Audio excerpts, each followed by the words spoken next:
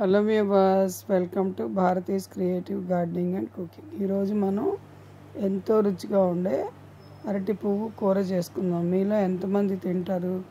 అరటి దూట కూడా తెలుసు కదా, ఆ స్టెమ్ ఉంటుంది, అది కూడా చాలా బాగుంటుంది, ఆరోగ్యానికి చాలా మంచిది. చూడండి ఈ పూలు ఎంత బాగున్నాయో.